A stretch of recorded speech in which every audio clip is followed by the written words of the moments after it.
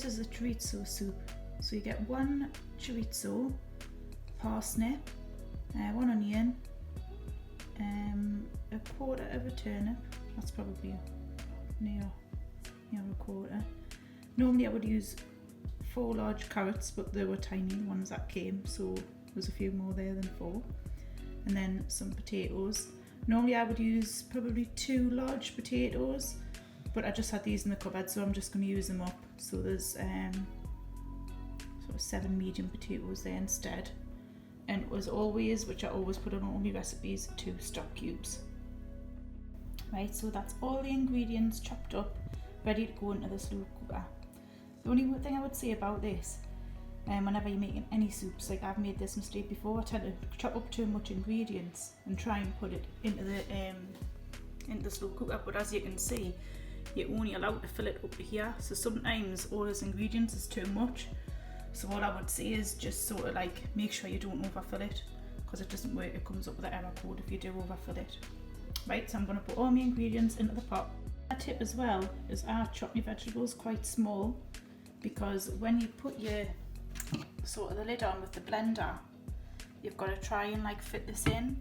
So what I tend to do is when I've got the water in, sometimes the lid doesn't quite fit on, you just give it a little bit of a shake to move the ingredients around. As you can see, it's quite close to the fill line, and I still need to add in the chorizo, so I'm going to chop that up a little bit smaller.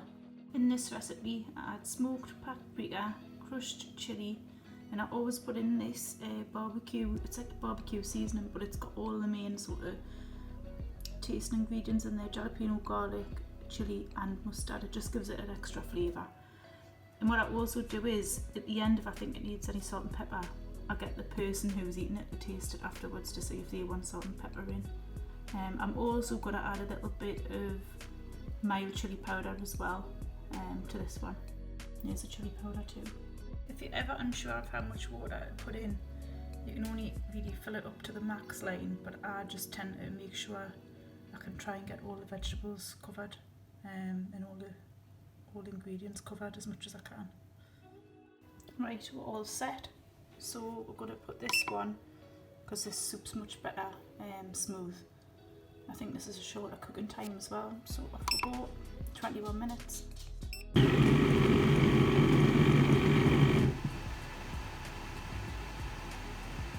The smooth setting blends it in and fills while it's cooking it. 6 minutes to go. Soup's now complete. I'll wait a couple of minutes before I open it because it's really hot, and I'll show you what the final result looks like. It's complete. If you can see, it looks very smooth.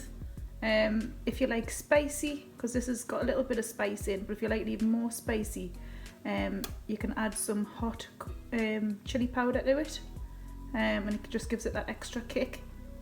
I hope you enjoy. Thanks for watching. Bye for now.